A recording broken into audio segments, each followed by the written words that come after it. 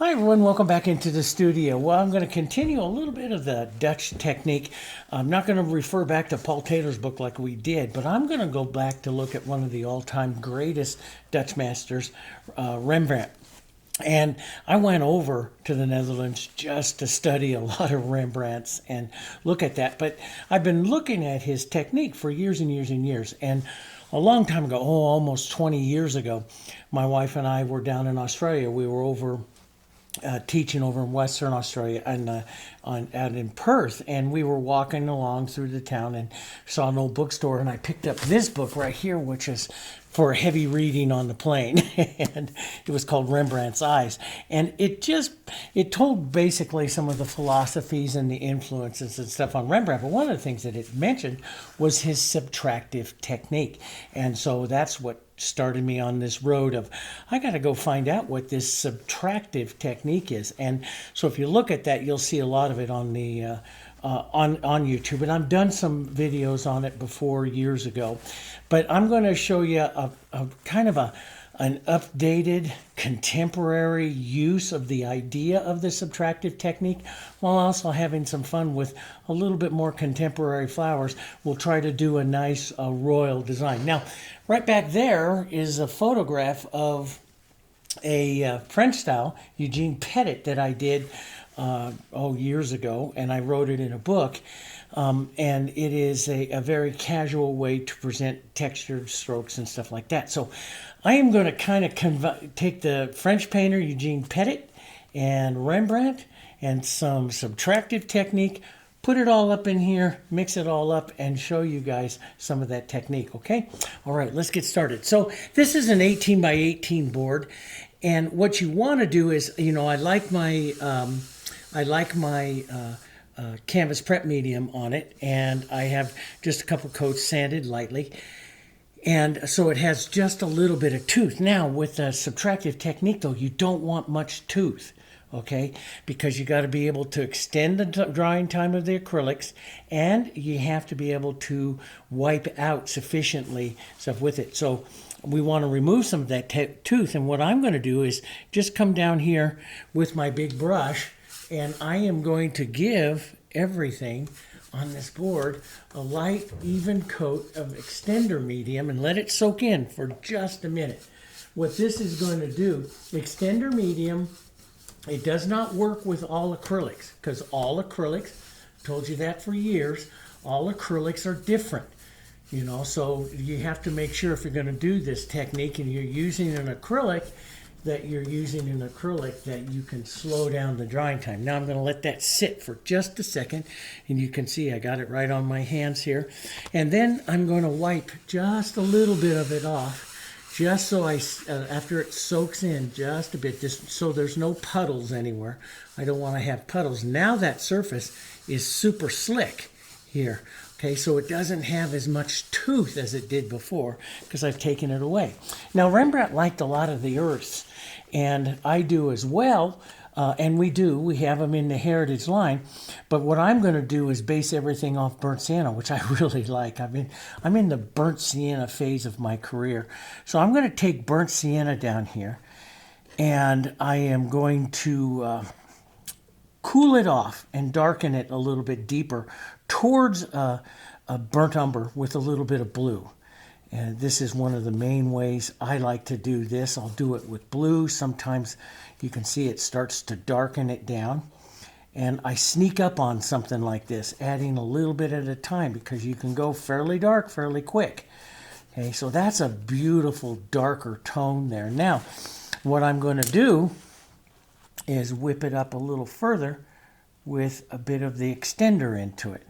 Again, this will thin it a bit, make it easier to apply, but I'll whip it up really well, and what this does will give me even, so it'll slow down the drying time and give me nice, even drying. That's what I want, because if you get uneven drying, you can pull holes in it and stuff. So I just whip this up pretty good, okay?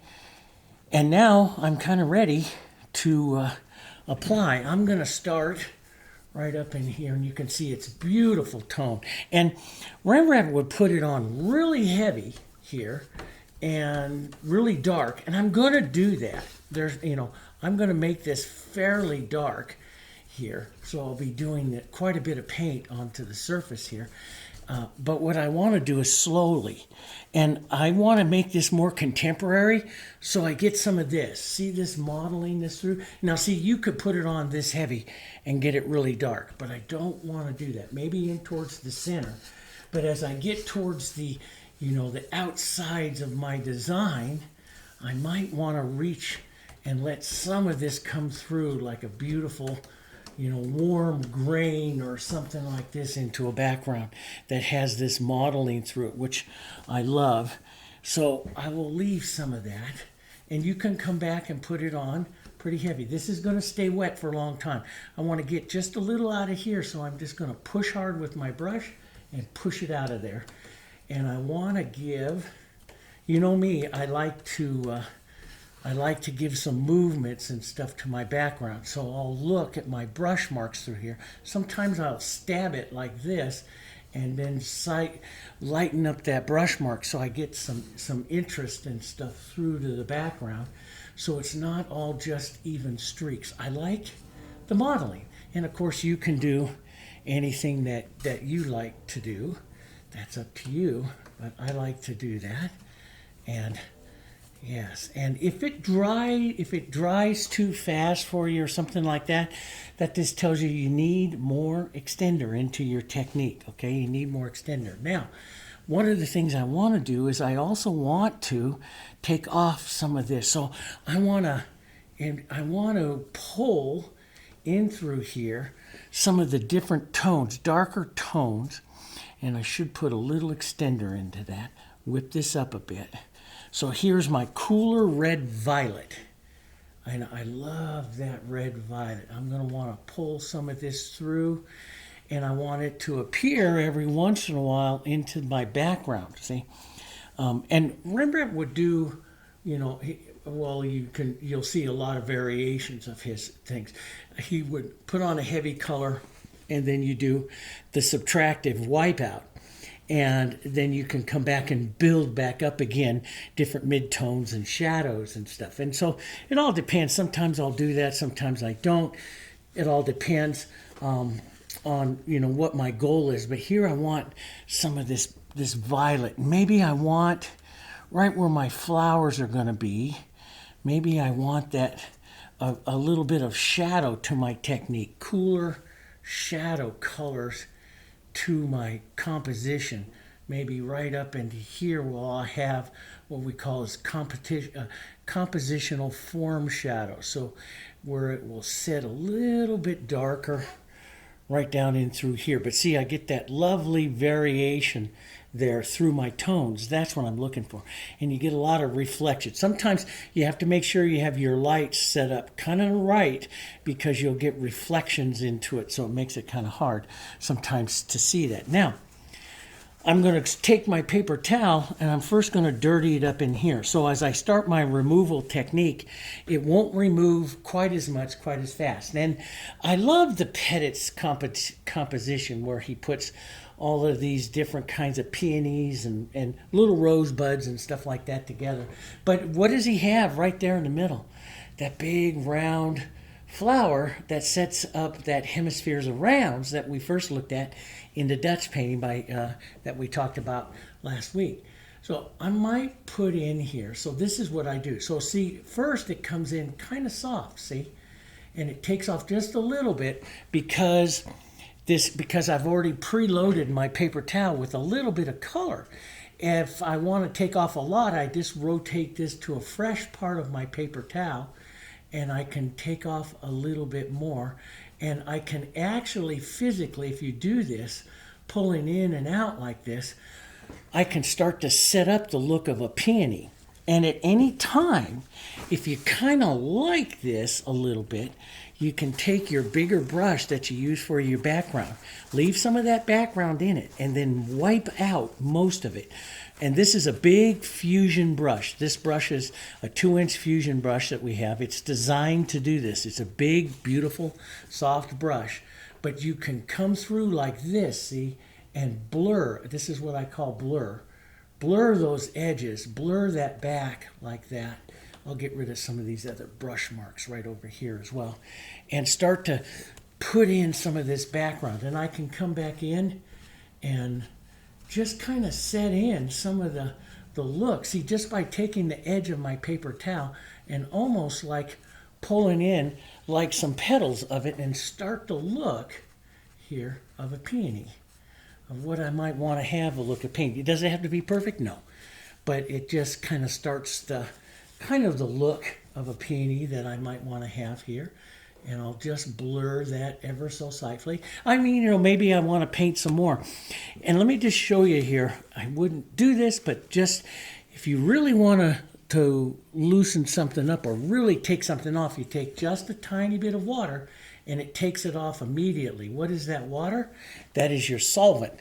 So you can really, right in your center here, if you wanted to, really lighten up that peony, and so you can get that dip. So this is a subtractive way of painting, and what you're doing is you're putting on a background and moving back through that background, taking some of it off. Now I'm going to go get rid of that water one, put in a little bit of this, little bit of extender in it, okay, so I can come back in here and maybe draw in some back flowers. Maybe there's one there.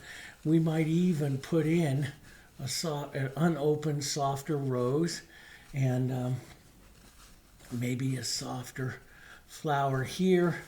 And I'm just looking at my potential composition here. See, I can set up what I might think here for my flowers, maybe some back, and I don't have to, because I can paint it positively as well. But I do like to set some of this up, set some of this movement up a little bit. Maybe there's a bit of a flower or something like that in there. Some of these back little movements. And I love these little sparks, and I can soften them out by taking my brush like this and working through. Now, I like to, how much extender and stuff you add to it, and this is really wet. And normally what I do when I switch over to positively paint my subjects and stuff in here, I usually like this to start to tack up now so that I don't pick up too much of the background. And so, normally under normal conditions, I won't do it. Now, those of you that are pure acrylic painters, you might have a hard time painting on this because you'll pick up a lot of your background. But you can always let it tack up for 30 minutes or so, and then you can come in there and paint. You can also, this is one thing that I do like to do sometimes too, I'm going to paint this with a larger number 10 filbert, and I can come in here like this and pull out some of the lighter colors, lighter tones, and I just wipe with water, wipe with my paper towel, and I can start doing this and negatively pulling out where I might want to see more white. And I can basically, use this to almost establish a grisaille painting, which is, the value painting here. Let's just pull a little bit off of that. That one right there, maybe, right in that center area. Maybe it's going to come up here a little bit, maybe a few more smaller. You can pull off some smaller little touches of, maybe there's smaller touches of flower. So it depends on how much time you want to spend in this.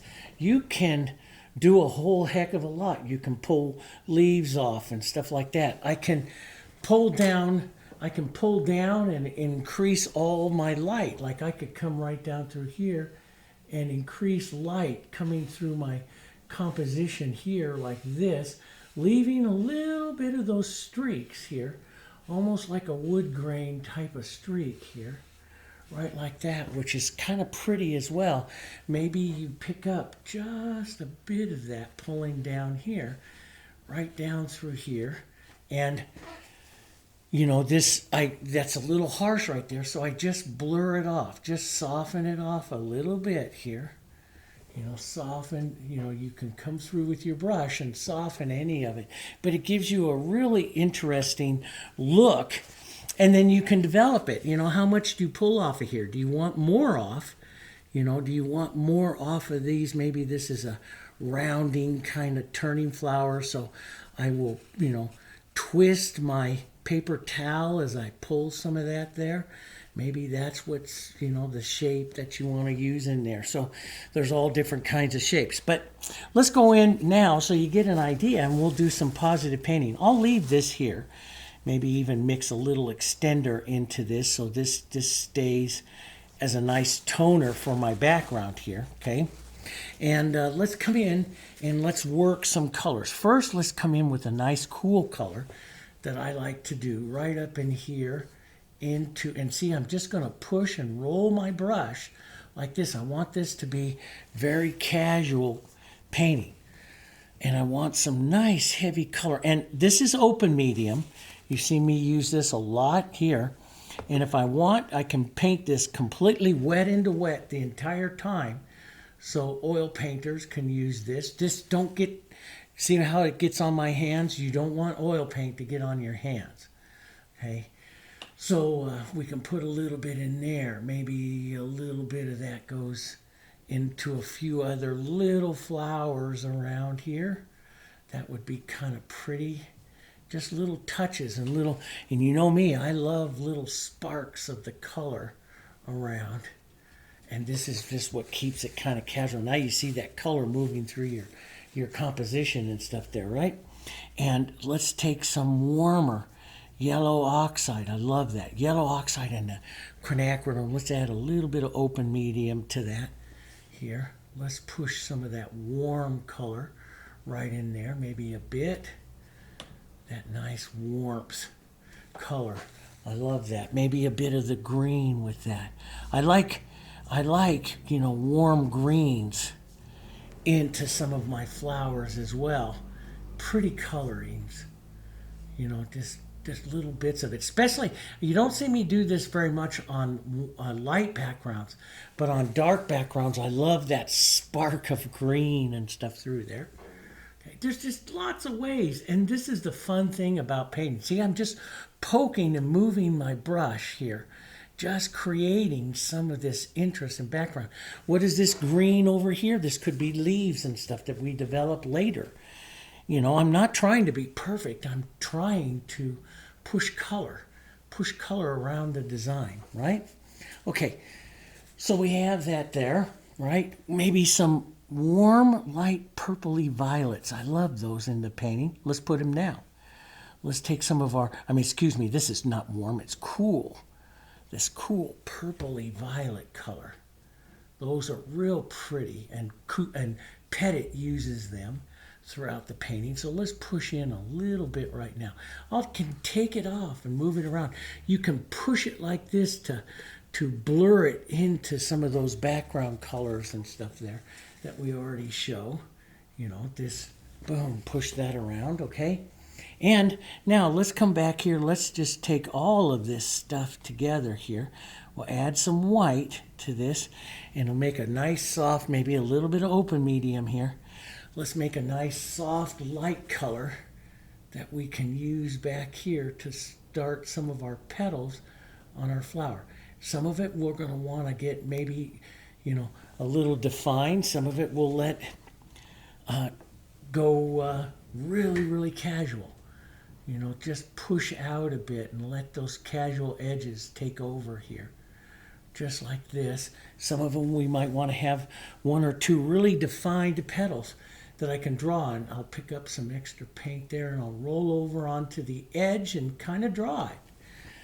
Let's do that a little better here.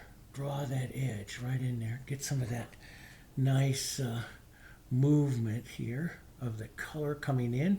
What I'm doing is pulling all of these. These are the outside edges of a peony. You could do this with a rose, like you see me do roses and stuff all the time.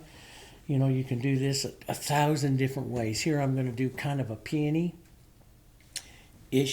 It could be anything, I just love it. But so I'll set some of that up. Let's get, sometimes I like to come in and say, okay, let's push that darker center of that. Maybe this is going to be the peony. So I just corner my brush with a little dark and just kind of tap it out and around there and set what that peony is going to be in there. And then I'll pick up some lighter color, some open medium, some white, stuff. And I'm just going to come in here. So sometimes when I paint peonies, I set the outside, and then I'll come right in here like this and set some inside petals in and around here like this. So I set the outside and I set the inside, and then I fill in. So maybe this little petal comes in like that, and I try to use different little corners of my brush, pushing, pulling out, so I get a different look. But the goal is to kind of circle around that center a bit there. That's my goal. Now let's just mix these kind of together here, and let's come back out. So I don't want to line them all up together, then they look like teeth. So I'm going to line up another one here coming in this way. Boom, here comes another one. Now, as the petals come in on the peony, and you can lift some of this out, push this to soften it a bit so you can get some more movement. But as the petals come in towards the center, they start to get smaller and smaller. So this run of petals that I'm going to do here should be smaller than the outside run that I did before. And sometimes I'll wipe my brush like this, and I'll pull the color back out to bring like some of that red and stuff back out into the flower there as well. Some of that petal color. Let's put maybe an edge, so this one will be a little smaller here. Okay, and sometimes I just get real strokey like this as I'm heading down, so I get more of a softer edge. I might come right back in here and set in maybe a bit more of a petal. You know, I'm painting a peony here, so it's petaled up quite a bit, right? And so that's what I want to do. It's the marks. I got to petal these marks quite a bit. There's got to have a lot of them, but I'm thinking about size, pulling it in. Okay. Let's put a little open medium in that, right? Keep that going. I'm thinking about their petals are getting smaller. Sometimes pull out here. Just create some little marks of movement here. Pull in and out like that. Now, that's some lovely reds and stuff that they have in there. And think about twisting some of the petals too. So maybe right in here we can twist some of these petals right here, because not all of them are going to pull in like a little saucer plate. Some of them are going to bend up. Let's put a little more light in that and just kind of pull some, maybe twisting in a bit, like little comma strokes here. A few of those marks. And if you get too white, which is really easy to do, if you get too light, really easy to do, you just come back with your darks again, or you use Rembrandts, just wipe out, and then you can put it back in again. See, there's a lot of things you can do, but I do like the casual bit of petit, which would just drag some of this out a bit like that. Let's put a little warmth yellow, maybe some of this green into there, and pull that out and get some of that other color back and forth playing in there a bit. There we go. And you can blur it. See how I blur that together there to create that intermediate colors in there, and maybe pick up a little bit and set some smaller little touches in there. Smaller little curved petals coming in here. I always imagine, building a little bowl of the peony, just like I do on the rose. So I tend to, get some small little, almost like that bowl, a few little bowl strokes out here coming across. I like that in them as well.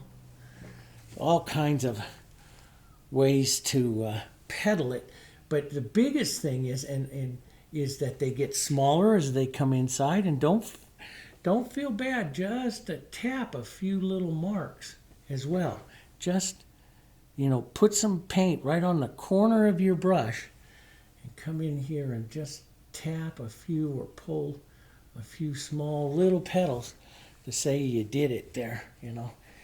It all looks good. Let's take some of that green and that red and restate it right back up in here.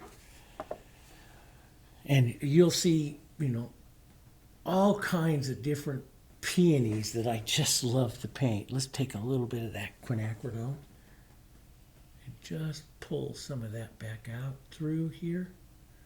I love that color in playing against this warmth, this warm color I have in here. Let's take a bit of that darker red violet right in there too. Just restate some of that there like that. See, that's kind of a pretty little flower there. And you know, if you feel like all of this is like all the same, one of the things you can take that violet, that's really pretty, that violet, and add a little bit of that violet in there. Look at how pretty that is with that bit of violet. Let's take a bit of the open medium with that. You know, pull in some violet colors. Pull in, you know, give maybe a lighter violet right in here. Cooler, lighter violet that just comes in right there, you know. And you can also take some of like your greens, cool off some of your greens, or burnt sienna green. Let's put a little yellow back. I love that brighter. But we can cool it with a little violet and just touch a little green in there. See how pretty that is? You know, just a little bit of a beautiful peony will carry the colors of your composition.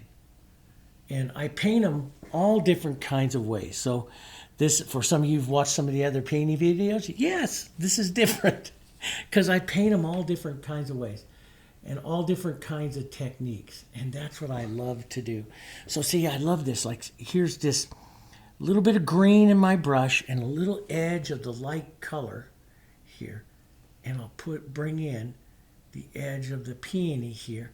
And you're picking up ever so subtly that little light edge, but you're also seeing some of the green of the other colors coming in there, and that is really nice. Here, let's just lighten that just a touch more. So, boom, comes in right in there like that. It's really kind of a pretty color. Now, let's go on here. Let's put maybe more of a yellow one in. We'll take some yellow oxide here. Let's get some yellow into this one right here. Maybe a little yellow and orange. Yellow oxide, diarylide, and some red here. Beautiful colors. These are some of the colors that I used on that pettit one. And we'll turn one right here. We'll give one a little bit more turned here.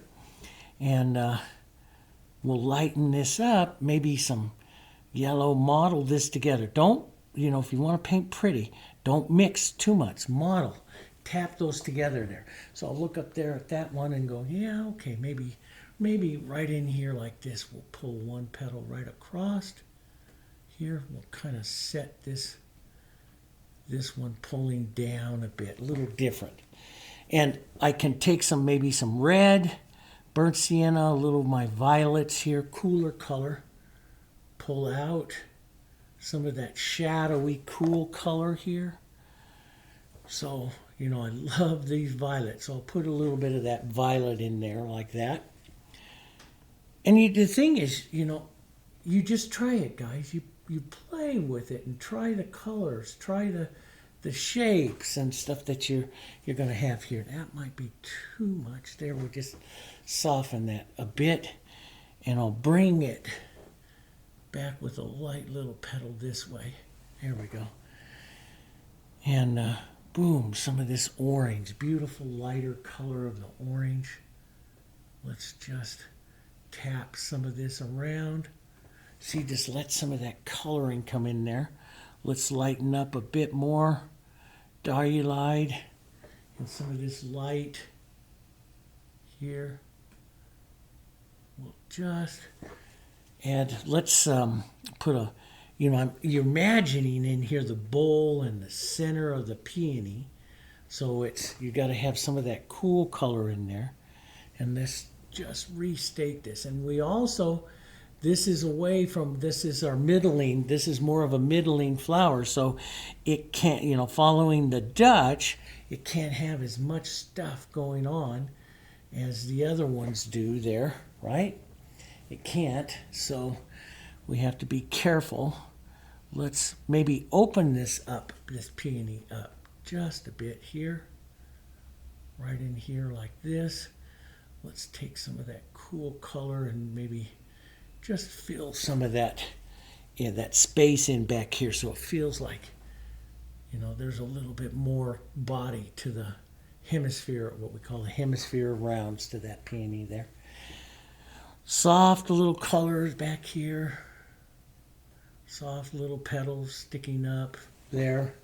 And a few more lighter yellow-orange kind of guys right up here into the front of this. Here, just the idea of those. And maybe a bit more light. Don't mix it up real well, model it. Here, little sparks of light for some small little petals right up in here, right in there. Okay, that's kind of nice. A little bit curved, just some little curved strokes help round it a bit. That might be too much, too many of the same right there, so I just blend it together. See how wet everything is, see? This is all really, really wet, and it'll stay wet. What, we're 30 minutes into it, and it's still really, really wet here. So let's come back here. We'll take a bit of our violets and some of our yellows, and we'll just push in the idea. See, well, I just want to make the idea of maybe another flower back here. What is it? We don't know. This is a bouquet of flowers. The Dutch would just paint the colors and turn some of it into petals.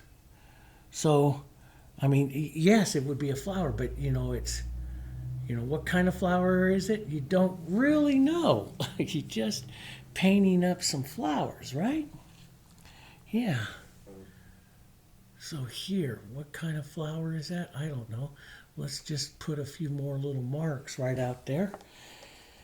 And that's all we really need there. I could round up this center here just a bit more to make it, there we go, more mummy or peony, mummy looking, you know.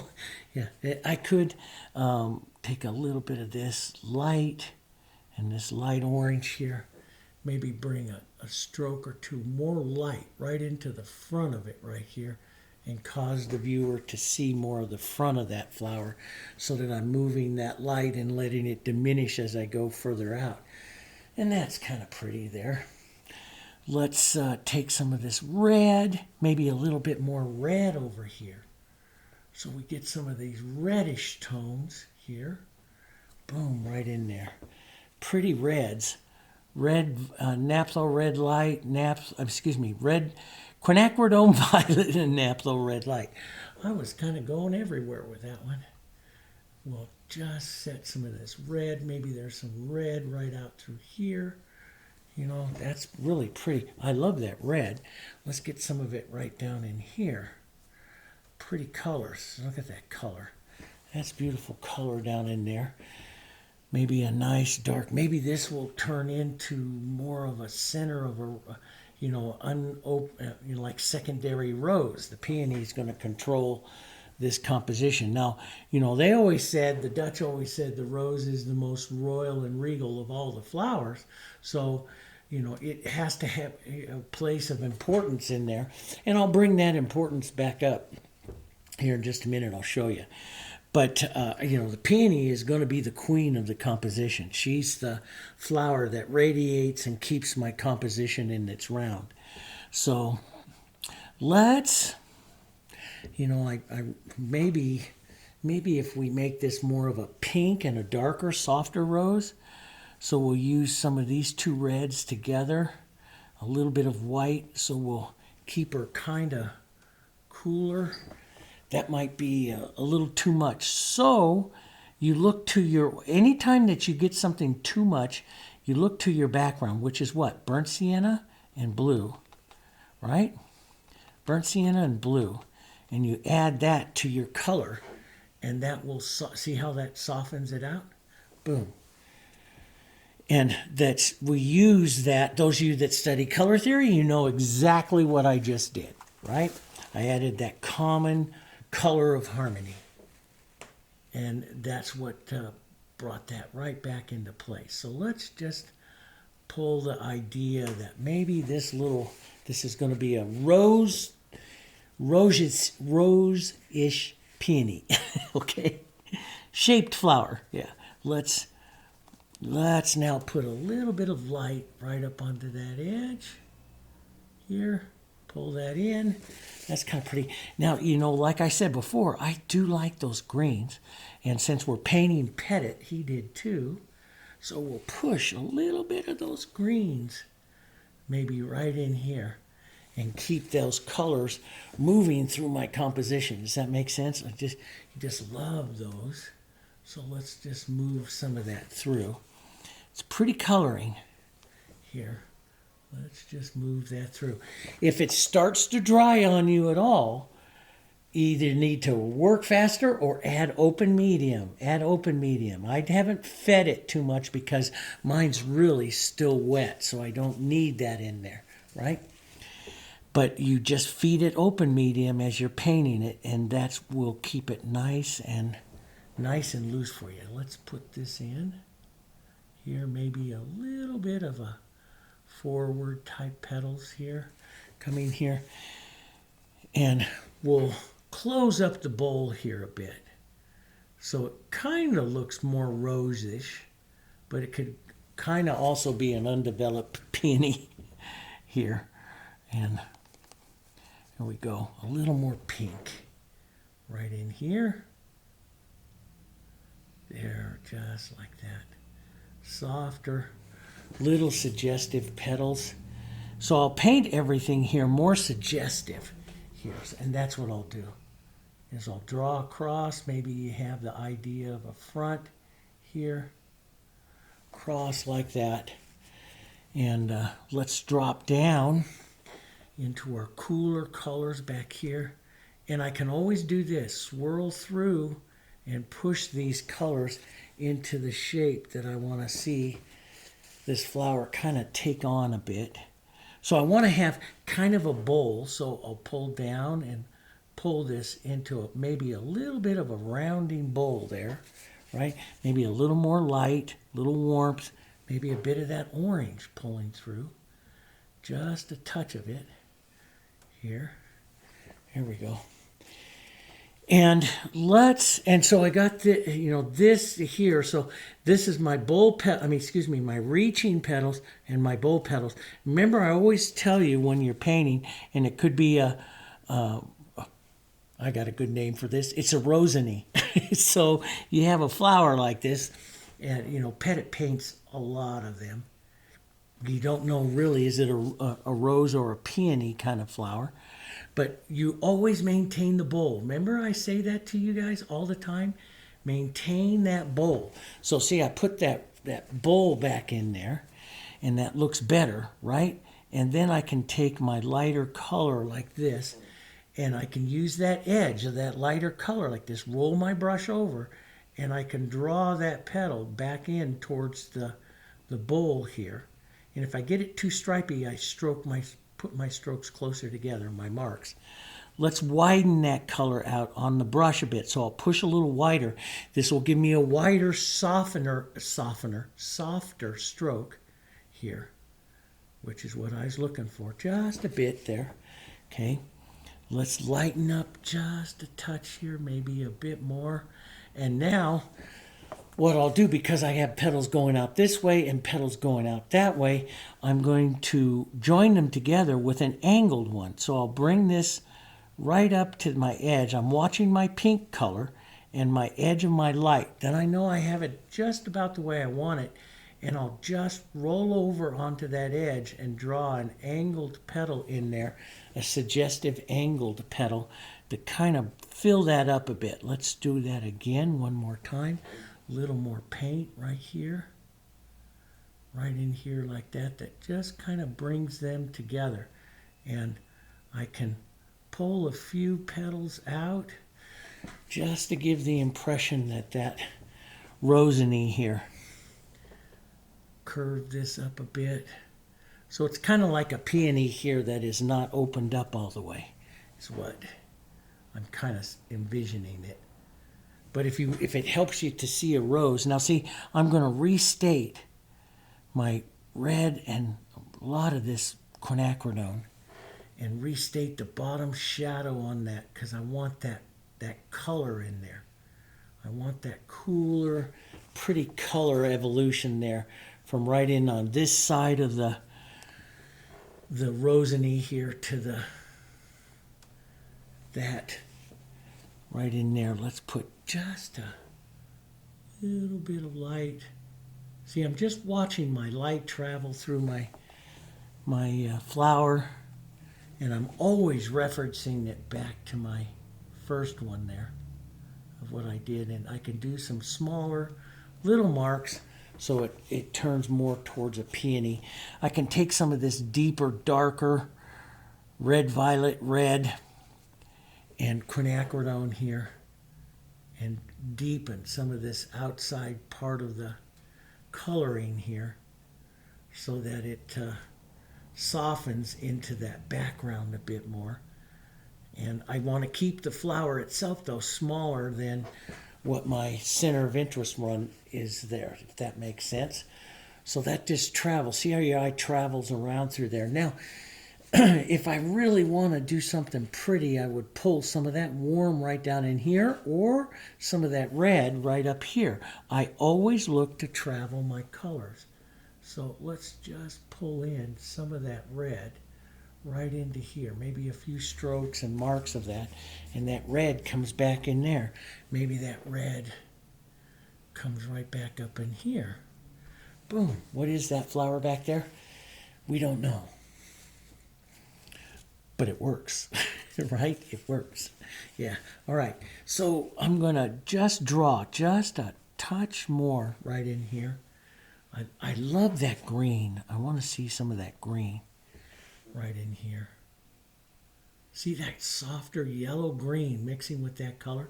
See how pretty that does, that yellow green into, and I love yellow greens into roses, and I love them into peonies, and I started doing that after looking at a lot of Pettit's work because that's what he did. So let's just add a light little edge to that one and let that just fade like that. So we have a rosiny here and a few little marks back here to suggest back little petals here. And that'll be enough there, I think. I could develop that bowl one more little time here. Why not? Just for giggles. Here. Here we go. And I think that's enough on there. Let's go. Oh, and the violet. Don't forget the violet. Okay, we can take a bit of that violet here. Light violet is so pretty. So a bit of that violet, we can come in here. Let's just add just a few marks of that around here. The little sparks of that violet and little extender or little open medium.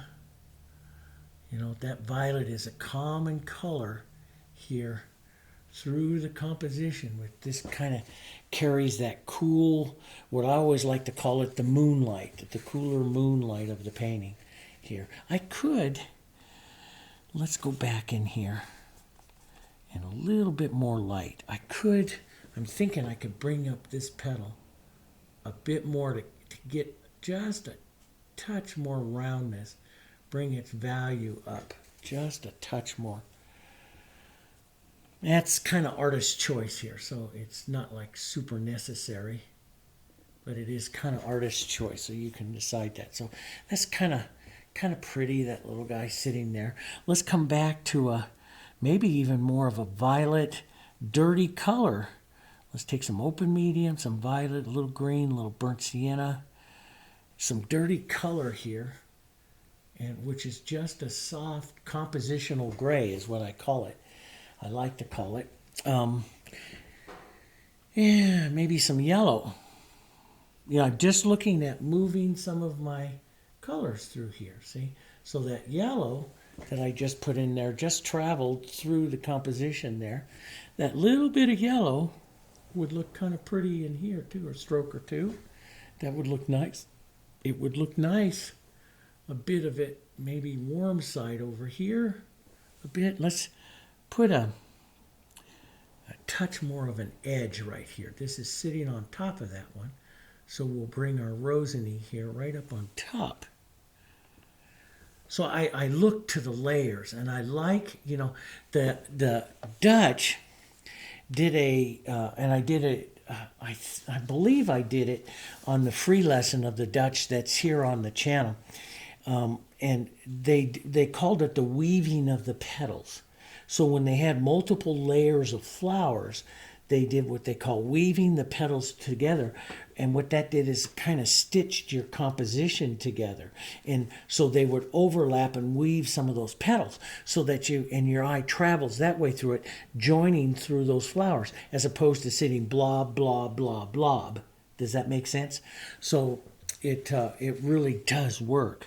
And so you would look at, you know, joining some flowers together that way, the weaving of petals here and stuff. So, you know, here we'll take a bit of this light and we'll just work it like that. Maybe that's a pretty little light that's casting through there.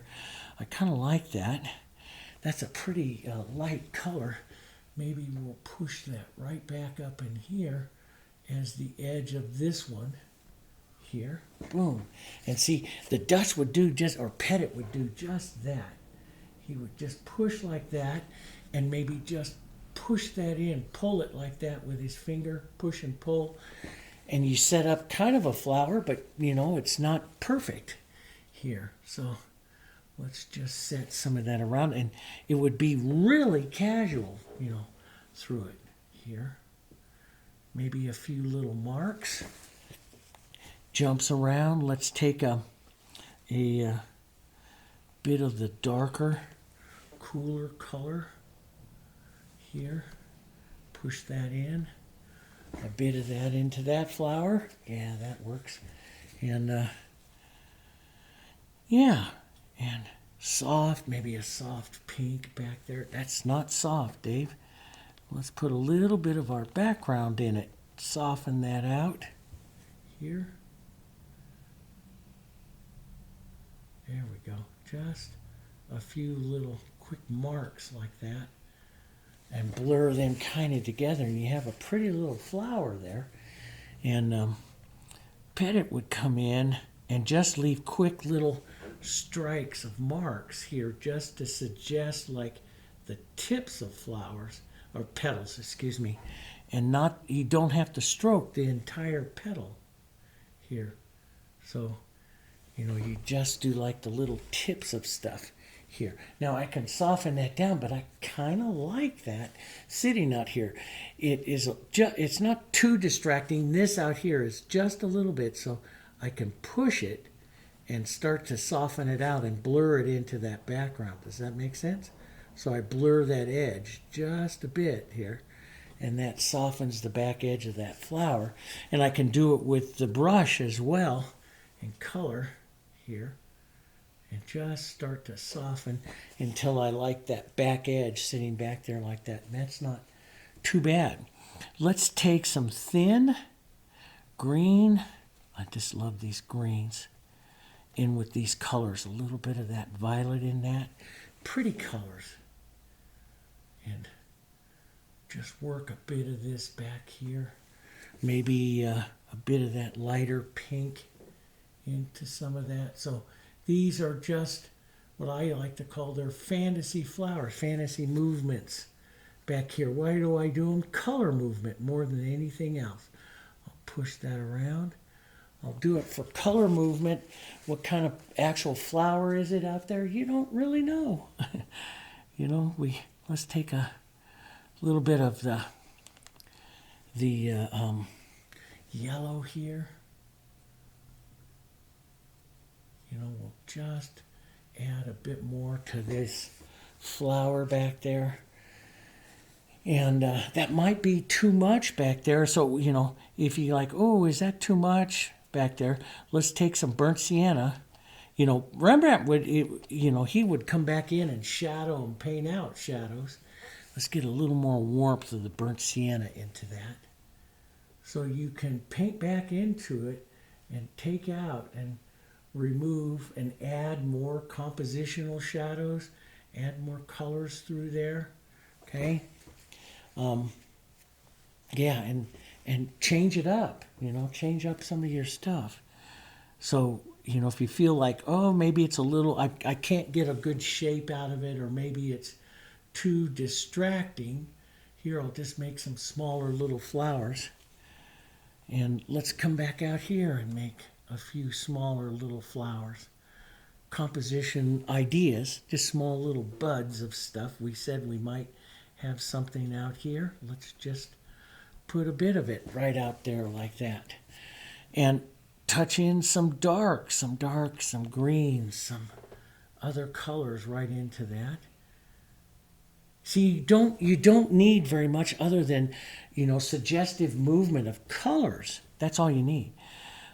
I can also fill up with some greens and some leaves and stuff like that. So, you know, we haven't added too much of that. So I can take some beautiful yellow greens, which would be beautiful on this background, you know, and start to fill in some leaf shapes here like that.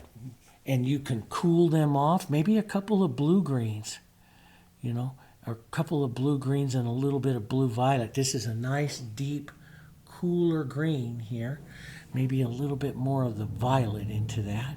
That cools it and darkens it just a bit more, you know, so you can have some of those cools. And that plays really nice against a few warmer strokes of some leaves and stuff like that as well.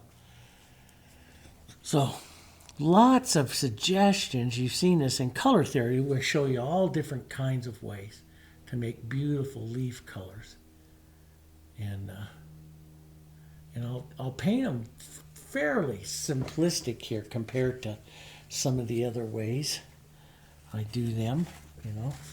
And you can even like have some super dark ones. Let's take a blue, burnt sienna, green, real dark, shadowy leaves here. Shadow shapes to some of these leaves here. Yeah. And you can use those for negative painting, like right in here. Push that dark. Boom, right in there. That causes the advancement. Or right in here. Watch what happens. See, I negative paint like I've showed you before. Rembrandt would do this with shadow. Pull down some of that color. And then let's lay some warm leaves. A little bit of burnt, a little bit of all of our yellows and those greens. Let's lay some warmer colors right up on top of that.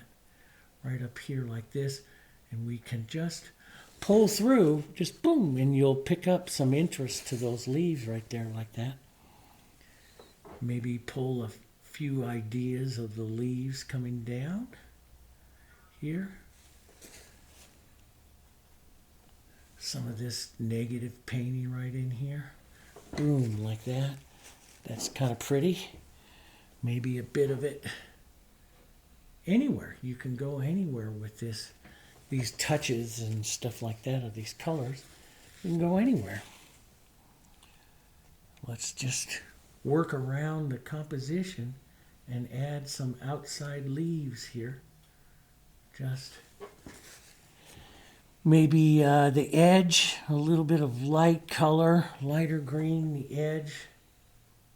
You know, you can use these to put out like little stems reaching out here, you know, little light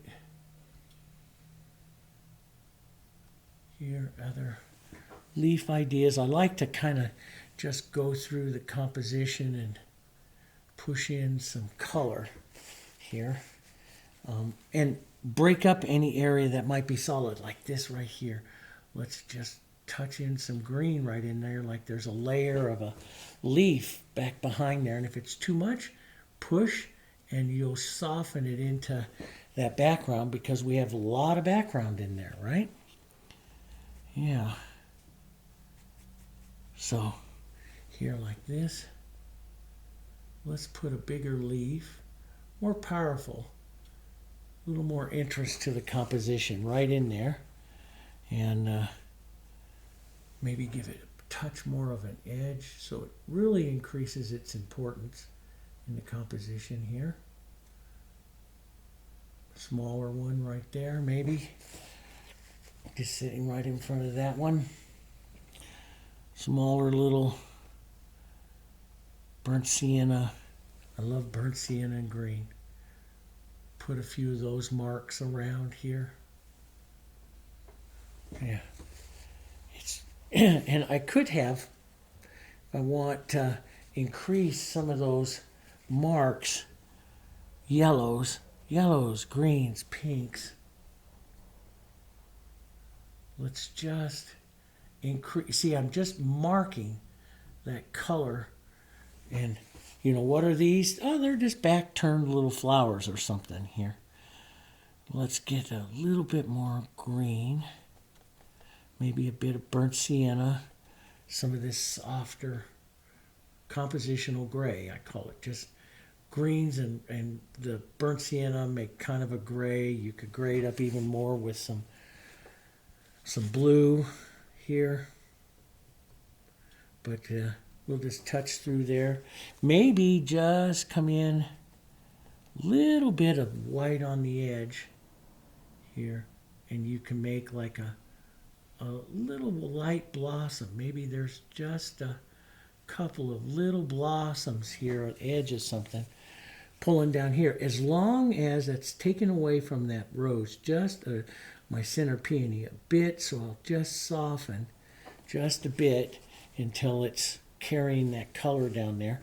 And let's add some open medium, thin this out, drag this through the colors here so your color is softer, and we can use that for some further back ones back there. Maybe a mark or two of those back up here, that color, so it appears in a few other little areas. And that's what I do. I carry the color. See, that's what makes the composition. What is that I just painted there? It's just an outside pretty little flower. Now, I can come in here and darken that and pull your eye down there, or I can leave it soft. And let me just show you. I can do that, and I'm not sure. I can reach into this front edge just a bit, which will create a touch more contrast, and round up just a bit more. See how it adds just a tiny bit more. And that's what I start to do towards the end of my painting. I'm like, okay, I'm liking everything as it's going around. I like some of this coming through. I mean, I like that coming through there. Maybe I want to increase, let's take some of that red violet here. And let's just redo this just a touch. Red violet quinacridone right in here. Push that right in there. Push that through. I'm carrying, what I'm doing here is carrying that color a little heavier back up over there. And then I'll soften that little flower coming right back here into that color a bit. Here we go. Just like that. Just an edge. Do I need to have that much? Oh, we'll soften that just a bit. There we go. And with these little blossoms, if you leave them, now you can pet it with leave them. I like to sometimes just give them a little dose of a center, just a little mark, because I like the spark. It's not absolutely necessary, you know, but I like the little spark of the center, so I do it. But a lot of artists, you know, the French, especially Impressionists, wouldn't. But I do, so, because this is David's way of doing that. And you get a real pretty little composition of flowers. And I could build up a little bit more in there, but overall I do like that. Maybe just a touch more of just more white. And we'll just leave that right in there. Maybe a few marks of heavy, and Pettit would come in with heavy textured lights, like little sparks of petals, and that's what you would add towards the end.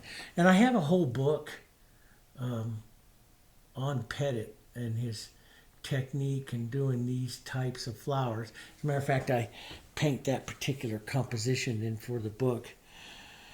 And in that painting, there's like 100 step photos, and so you see it a step-by-step process of painting it. Those of you that want to learn some of that, I have those there. Little marks, a little bit more interest there. I like that. And I like the highs and lows of the background. Now, you know, but you could come in, let me just show you. You could come in with some of the darker colors. You would take your burnt sienna, and one of the darkest, cooler colors you have is violet. So you would add burnt sienna and some of your violet colors. And it makes a real dark, cool color that will go with the background because it has the background in it. And see, as I cool this off right down in here and darken that down, you know, you head into that real dark, and that comes. Now, to keep it more Rembrandt, you got to keep some of that warmth as you're coming out of that shadow. So a little burnt sienna right there, right on that edge as you're coming out of that cool shadow. But you can take some of that and you can use that, like maybe I want to increase my shadow right up in here, you know. And I used to use like a burnt umber and black and stuff when I first started and everything, but you can certainly do that, you know. I love the color palette. Like, this is what we call Dave's Fave. This is what I do a majority of my painting with, because, you know, I was influenced really a lot about 15 years ago by the Impressionism of it and the 20th century Impressionists, which the majority of them get rid of black off the palette. And so I started to do that. Do you do it? I mean, you look at John Singer Sargent, the great American Impressionist, who actually was an expatriate in France. Another story. But he added black to his palette, which a lot of Impressionists didn't. But, you know, he is by far considered the best of the best, and he did. So what's the rule? The rule is whatever works for you. That's what the rule is.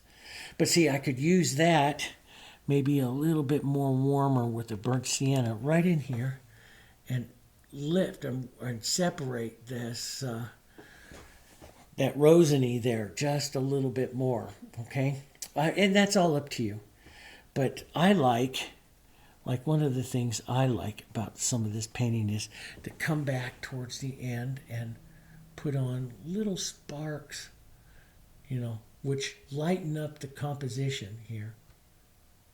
Here like this. You know, I just love these kind of little marks. Maybe a little like a vein line or something like that in there. You know, and you know, yeah, is that a little distracting? Yeah, a little bit. I like it. You know, I mean, you know, don't, you know, if you're painting along, this is my greatest advice to all of you. If you're painting along and you all of a sudden go boom and you put something on that you kind of like, but I didn't do it, leave it. You know, we're all different. That's part of your personality coming out in your painting. You leave it. You know, I've learned to leave them. I've learned that I take impressions off of stuff. I don't copy. You know, I love to take impressions. I don't like to copy. So, but see these little sparks like this? This is definitely Pettit. He does this kind of stuff. You know, I just love it.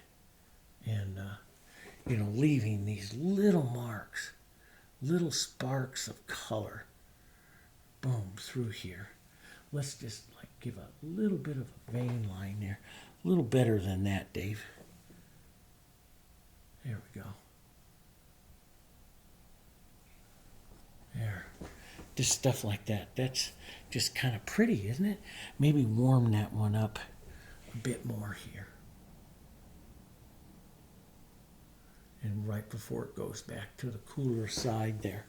So a little bit more warmth, maybe a bit more warmth right over here. That will soften that out. There we go, just like that. Yeah, and maybe a touch of a mark here, and then I'm going to get out of this before I screw it up. There we go. I like that little, I like that painting. Kind of fun. And wow, just over an hour. There you go. Okay, so, you know, wiping out and then painting and see all of that stuff on here. And see back in here, I don't know if you can see the glare on this. I don't want to touch it, but it's all still wet. Okay, and the acrylics can do this, you know, especially if you work fast. The thing is you don't want to have too much a tooth. So we remove that tooth with a light coat of extender. And why we use extender? Because it lengthens the drying time. Now, if that starts to dry too much, if you're working on that and you're drying too much and you go, Dave, I can't do it with, you know, and, you know, these Heritage acrylics work in and out. Extender is inside every single one of these tubes at about 15-20%, depending on the color, because each, like an oil paint, acrylics like this dry at different rates. And so each one of the formulas I created for this dries at a different rate. So they have different amounts in that. And so your earth colors, your whites and your earths are some of the fastest drying colors that you have. You know, Schedule 1 drying colors, they dry very fast. And so we add a little bit more trying to balance out the drying time. But like I said before, you can use this gel extender like you see me use in the other lessons. You can pre-mix that into these colors and they will extend their drying time. You can pre-mix a little bit of extender in there. And so you'll see here even that this is a little bit dry here, okay? All of this that I've been painting with all throughout here, this is all wet. All of this is wet, see? And still wet. And will stay wet for quite a long time. And so, but part of that, one of the things that I always tell everybody, we get into these habits, and one of the habits is we don't feed our paint with enough extender. So as you start to feel that dragging, get some extender into it. Because if you let it go too long, the extender can't mix up well into it. Does that make sense? The paint is already doing a process, what we call coalescing. And once it starts to coalesce, it gets harder for that extender to mix up into it. So pre-mix it up into it.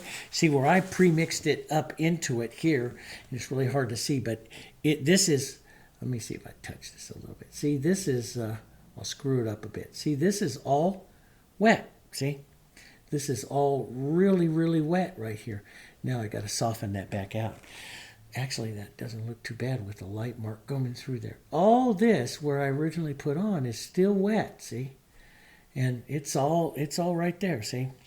And so you control that.